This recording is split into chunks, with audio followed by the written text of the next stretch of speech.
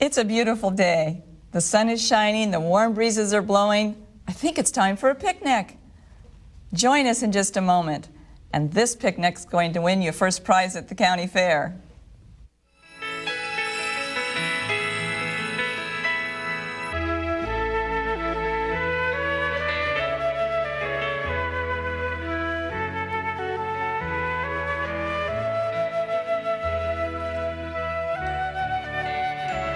Hi, I'm Robin Martin, and this is my good friend Sally Christensen. We're from Weimar Institute in Northern California. Sally is our New Start Lifestyle School instructor. Have you and your family decided it's time to make the switch from the high-fat American diet to a diet that's full of good-for-you food? But a picnic, Sally, how in the world can we put together a picnic that's good for you? Let me show our viewers what you and I like to do when we go on a picnic. That's a good idea. A picnic or even a sack lunch away from home seems to call for a sweet treat. So let's begin with dessert. This recipe is called banana date cookies, and we'll put it on the screen so you can copy it down if you wish. The first ingredient, 3 bananas mashed, 1 teaspoon of vanilla, 1/2 teaspoon of salt, 1 cup of unsweetened shredded coconut, 1 cup of chopped packed dates, 1 cup of dried fruit. I like papaya or pineapple, 1 cup of raisins or dried currants, 1/2 cup chopped walnuts, 1 cup rolled oats. The first ingredient, as you noticed, was banana. And we're going to use 3 bananas, and they do need to be mashed. Do I get to do the mashing? I would like it if you would help me, Robin. Good. This looks like it's going to be an absolutely delicious recipe. Got lots of good dried fruit. I don't think there's a thing in this recipe that's refined. Just plain good for you food, Sally. Are the kids going to like this? I have children that like it, and adults really like it too. Can I start mashing? Please. Good. All right. Potato masher works really great for this kind of recipe. You've got to get these bananas all mashed good. If you have a fork, that works too if your bowl is nice and round on the bottom. Ours is a little flat on the bottom, so a potato masher is... How mashed do I need to get them? Pretty mushy. Okay. As you can see, the bananas are beginning to look like the basis of a regular cookie recipe.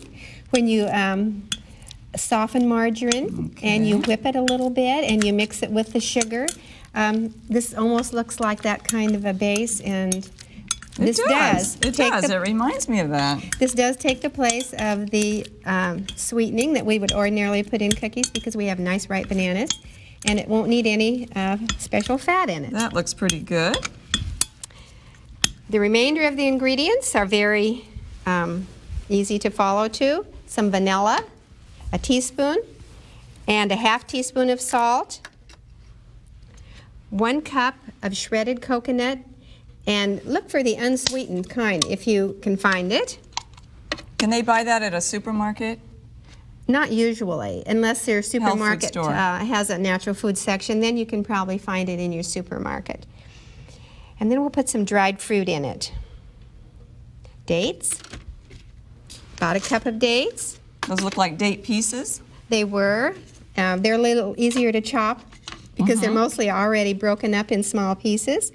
And dried fruit, and I prefer something like dried pineapple and dried papaya because it's a nice sweet fruit. I've had people put apricots, dried apricots in this, but I really prefer it a little sweeter, like pineapple or papaya. How about dried mangoes? I bet they could use dried mangoes if they wanted to. That would be wonderful in this recipe. About 1 cup of raisins also, or currants if you like. That's delicious. And a few nuts, 1/2 cup of chopped nuts, walnuts or pecans, and lastly, rolled oats, 1 cup. You just stir this up. It doesn't take long to make once all the fruit is chopped. That really is the most time-consuming part of this recipe. Then we're going to bake this, is that right? Yes. Let me give you the baking instructions. After the cookies are formed, and we'll show you how to form them in just a moment, place them on a cookie sheet. And Robin, I think we have a cookie sheet here. Here we go. Bake them at 350 degrees for about 25 minutes. Don't put them too high in the oven because you don't want them to brown real dark on top. Just barely lightly browned. These cookies, it seems to me, would be good in a packed lunch. Wonderful. Picnic, of course. How about a holiday cookie? Think they'd work for that? I think they would because of the color. There's some nice color in them. Beautiful. You might even use a little of the green dried Christmas cherries, huh? Yes. Or fruit. If you have a scoop, you can use a scoop to put them onto the cookie sheet, but that isn't essential. They don't have any leavening in them, so you can place them quite close together on your sheet. And don't flatten them down. Just leave them in a scoop like that. They bake better in the shape that they're in from the scoop, I think. I've had people try to flatten them, but I like them as a little round ball kind of cookie. I bet you can't eat 10 of these in one sitting. No, you probably couldn't. They're going to be very filling. They are. Very good for you. However, only not too many calories in each cookie. 2 cookies that are about 1.5 inches in diameter are only 128 calories, so that's not too bad. See, it pays to eat good for you food. All right, let's take these cookies and put them in the oven. Maybe we can have someone finish the tray for us. Okay, and what's our next recipe? Something to go between our burger roll. Oh, we need that for a picnic, don't we? King burgers. If we could have the recipe on the screen, we'll read the ingredients for you.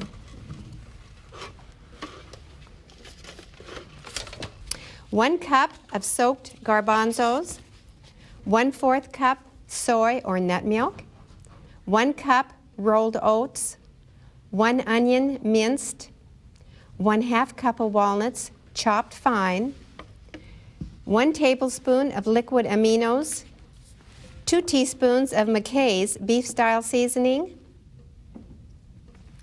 1 teaspoon of sage or Italian seasoning. Looks like this is all set to go. So we can make a burger patty that is going to fit into a burger. The first ingredient was garbanzos, and you may either use a blender or a food processor for this recipe. I used a food processor early this morning and prepared the garbanzos ahead of time, so they're mashed. You want to run them until they're pretty fine. Maybe if they're soaked garbanzos, they'll be like really fine cornmeal. If you are using canned garbanzos, then they tend to just kind of mash up together when you run them through the food processor. If you're using a blender, then you want to add your milk to the blender and do it in the blender. Okay. So we'll add the nut milk. Actually, nut or soy milk, and I think I do have soy milk in this recipe this morning. Either one works well. And those garbanzos, remember, have lots of good calcium in them for you. A cup of rolled oats, an onion minced. I'll let you scrape that out for me, please, Robin. Happy to do that. The oats have calcium too, along with lots of good fiber. The combination of the oats and the garbanzos is what holds our patty together nicely, so you don't need to use eggs with it for a binding agent. I've had lots of people tell me or ask me, how in the world does this hold together? So it's the oats and the garbanzos that help.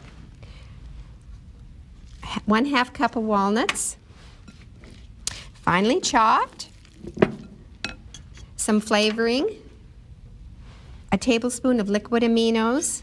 This is the salt in our recipe. And flavoring. And flavoring. Liquid aminos, for those of you who may not know, is an unfermented style of soy sauce that we like to use. And McKay's beef style seasoning. This is the MSG free, 2 teaspoons. If you don't have this in your cupboard, use any kind of vegetable seasoning that you really do enjoy. And lastly, some Italian seasoning, a teaspoon. Now, I'll bet they could use other kinds of herbs in that if they'd like. Sure. Have you tried other kinds that you enjoy? I have, actually. You could use sage, would be good. A combination that once in a while you see on the supermarket shelves called Herbs of Provence is real good in it. Mm. Any of your favorite herbs, and some fresh herbs would be wonderful in this. Would you like to get the skillet for us, Robin? I'll do that. It is not a non-stick skillet, so we're going to just spray it lightly with a little of this olive oil spray. Okay, we'll get this all hooked up for you.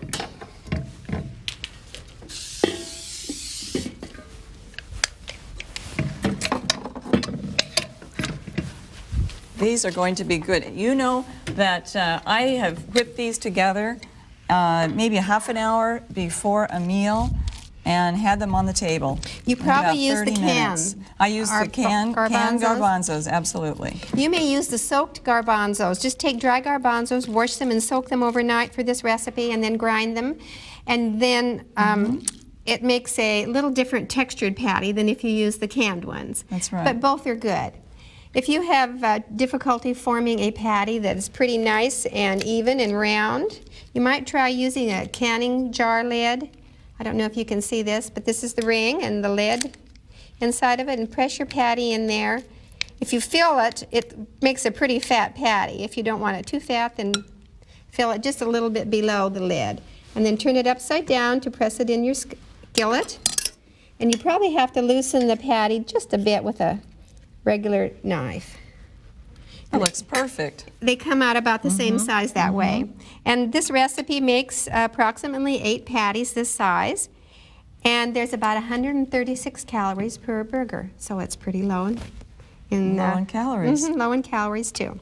Now, would you like to I'll continue maybe making finish these, Robin? Be happy to do that. Okay. And what are we going to fix next that's going to go into our picnic basket? We have another spread for you, a sandwich spread this time, and it's called mushroom almond pate. Sounds good. 3/4 pound of fresh mushrooms, or a 1/8 ounce can of mushrooms, 1 small onion chopped, 2 tablespoons of water, 1 clove of garlic minced, 3/4 teaspoon of salt, or some seasoning salt if you prefer, 1/2 teaspoon of thyme leaves, 1 cup of toasted almonds, 2 tablespoons of water. Robin, this is a recipe that you shared with us for our New Start Lifestyle cookbook. Some of you may already have this cookbook, and maybe while we do this recipe, you can tell us how you came to find this recipe. The first ingredient is fresh mushrooms, and we do need to remove the lid. I'm going to add the almonds, even though it's not the first ingredient, because the almonds need to blend and get very finely chopped. We almost turn it into almond butter. You want to toast your almonds lightly. When you put them in the oven, you want to just break them in two and make sure that they're kind of creamy colored, not dark brown, because you don't want the pate too dark. So many times I have ruined my batch of almonds, so watch carefully. Okay, let's begin the processing of the almonds here. Okay.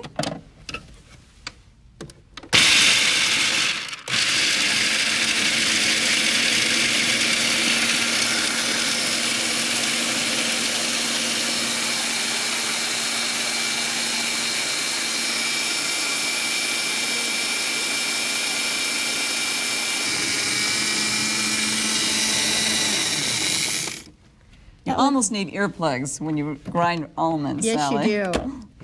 When you're making almond butter in your food processor, you want it to get very creamy. But for our recipe, it begins to clump together and get sticky, but it doesn't have to be quite as creamy as it does if you're making almond butter. Let's put the skillet on to cook the mushrooms, Okay. Robin. And That's a good point about the almond butter. They can see that this can become a cream smooth almond butter in just a few minutes if you just continue. To make almond butter, you don't even need to add salt or oil, just like it is. Now, let's add the mushrooms to the skillet. You want to cook them a little bit. And if you're using canned mushrooms, you won't need to add the extra water in your recipe. The onions. Small onion added to it. Again, it doesn't need to be chopped really small. And the garlic, because you're going to put it all in the food processor anyway. That's what I like about this recipe. Don't have the tedious work of chopping onions in small little pieces. We might not need all the liquid in both of the 4-ounce cans of mushrooms, so let's just save a little bit. You don't want your vegetables to become dry, but you may not need to have all of the liquid from both cans. Sally, should I tell them how I adapted this recipe? Yes. Is this a good time? Let's cook the, let's add the thyme. Okay. So we can be smelling it. Oh, yes. Cooking while you're telling your experience with this recipe. Okay. I have a couple of cookbooks that I just bought in a grocery store, and as I was going through them, I came across this mushroom almond pate, and it sounded so good to me. But at the time, our family had made the decision that we were going to start eating healthier. And I looked at the recipe. I thought, now how can I adapt this? The recipe called for you to actually saute the onion and the mushroom in butter. So I thought, well, I don't need that butter. I've learned that I can saute in water now. I just don't need that. And then we can use the almonds, the mushrooms, the onions, the garlic, the herbs. And as you finish up the recipe, it also asks you to put in another tablespoon or 2 of olive oil. Oh, my. Yes, it was quite rich in fat. So I just left that out. You don't need it. With the almonds, it adds richness to it, and That's especially right. when they're toasted lightly. That's exactly right. It's nice and creamy and rich. This is a good example of the way to adapt a recipe by simply leaving out an ingredient. You may have many favorite recipes that you don't want to discontinue using, and there are ways of adapting your recipes. This is an easy one, to just leave the ingredient out. And one thing I'd like to add about this recipe, it's pretty proven. My husband Henry and I lived in France for 13 months, working with a group that had a country life restaurant over there. And one day I was head cook at the farm where most of us lived, and I had to cook for about 13 people. And I thought, I'll bet they'll enjoy this recipe because they love pâtés, spreads they could put on their bread. Well, pâté is a French word, That's isn't it? right. And I won their hearts. They absolutely thought this was the greatest. And I think you told me they wanted you to fix that spread nearly every day that you had to cook that That's week. right. How are the vegetables coming? Coming Are they along. ready yet? Not quite.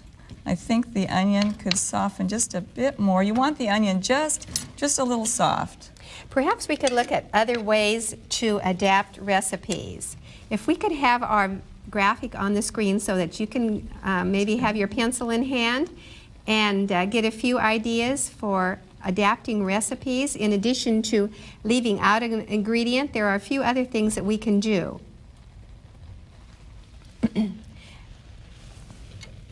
You may need to substitute. And when you do, try to discover what the ingredient does in the recipe. The replacement then will have to perform the same function. So if you're making cookies and you want to leave out the fat, you'll need to use another ingredient that will add richness, perhaps using whole almond butter or sometimes peanut butter, cashew butter. The second way to adapt is to try to switch within the same ethnic category. If you're making something Mexican, for instance, and you're out of black beans, you can often add pinto beans instead, because you're staying within the same ethnic food groups. The third way is to determine the flavors of the dish and then use something with a similar overall taste. And the fourth way, it may be possible to just leave out the ingredient like we did in this particular recipe. And the fifth way, if your recipe has too many substitutions, then you probably need to look for an alternate recipe. Sometimes it's just not possible to actually adapt a recipe that you have. But remember, improvising is not a science. It's often a hit or miss procedure, so don't be afraid to experiment. Sometimes you may have to feed it to your dog, but experiment anyway. It's fun to try. That actually hasn't happened too many times for me. Hasn't it? Not too many. I remember once I Let's go ahead and add these vegetables. Okay. Go ahead and tell us. I gave something that I had made, I don't know if it was biscuits or muffins, to my aunt. We didn't like them. And she had a dog. And she reported to me to the next day that not even the dog would eat them. Oh. So that was not a good recipe. That doesn't always work to feed it to your dog. And don't get discouraged if you try some of these recipes and a few of them your family doesn't care.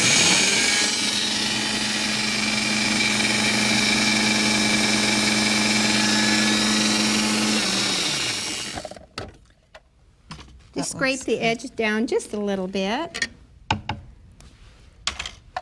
Run it one more time.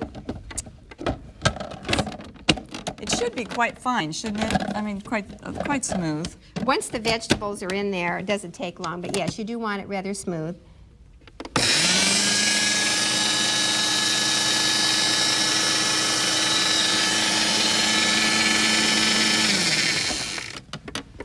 The French like their pâtés quite pureed. So if Looks we're making this perfect. authentic, that's the way it should be. Looks just perfect. We'll put it in a dish and show you how to serve it in just a few moments. Smells wonderful. Let's look at the next recipe now. Potato salad. What's a picnic without potato salad? 1 quart of diced cooked potatoes, 3/4 cup of tofu mayonnaise, 8 radishes thinly sliced, 1/2 cup of chopped celery, 1/2 cup of olives sliced, drain them well, 1/4 cup of chopped green onion, 1 teaspoon of dill weed. Okay, there you go. And you need the potatoes, don't you? The most important ingredient. And we will need our blender too, please, Robin. Okay. The potatoes are already cooked. And let's toss in the other vegetables. We're using radishes for color. You may have a different vegetable, like perhaps pimento, that you like to add to your potato salad for color. I like the crunch of radishes. Celery. What's a potato salad without some celery? What's a picnic without a potato salad? Absolutely right. And a few sliced olives. A little onion if you like it. We're using green onions, so it'll be pretty mild. And some dill weed. We can leave out the onion, can't we, Sally? I don't really care for onion in my potato salad. If you don't, You'll allow me to do that, feel okay? free to leave Okay. it out. Now, the dressing for this salad is easy to whip up in just a moment. Many of these things that we're making are just so quick and easy. Don't let the list of ingredients scare you. It's usually things that just take you a few seconds to grab out of your cupboard, open the lid to the garlic salt or the onion salt or the herb that you want to put into it. We're using a carton of soft tofu for the base. That's like a silken tofu. It's very Yes, soft. it is. It makes the creamier dressings. You want a little lemon juice in it And for tell- tang, and a little bit of honey for sweetener for if you're making it for a salad. For a sandwich, I don't always add the honey. A little onion powder, and a garlic clove if you enjoy that, and a bit of dill weed again. Our potato salad will be nice with dill. We have it in both our dressing and our And if you like more flavor of the dill, double the dill, which is what I would do.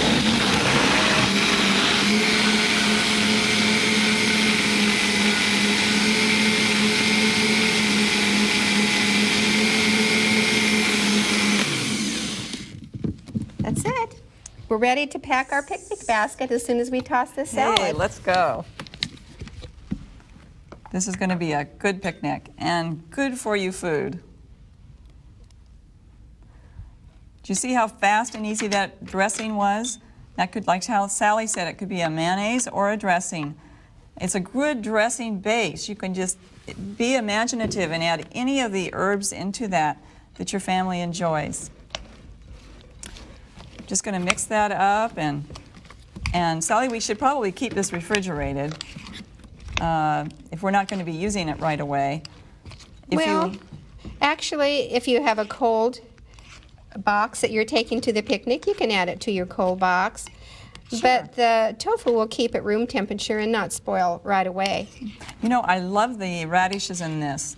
Gives a nice color. Mm-hmm. And as it sets, it absorbs the dressing. You may think, oops, I think we have too much dressing. But just let it set a few minutes and the dressing will absorb into the potatoes and give it a nice flavor. Well, Sally, looks like we're ready for our picnic. We just hope that you'll come along too. Invite your whole family.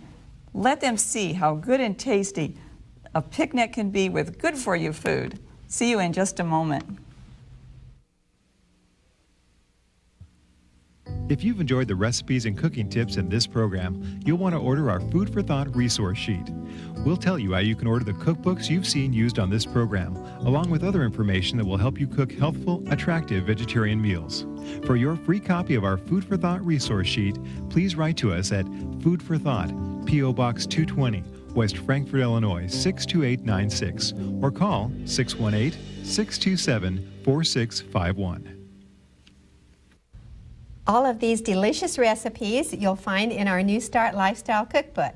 The creamy potato salad, our burger patty served with all the fixings on a bun, the mushroom almond pate, delicious too with sliced vegetables like tomatoes or cucumbers, avocado, and our cookies that we baked, and we made plenty so everyone could have second helpings on that if they like.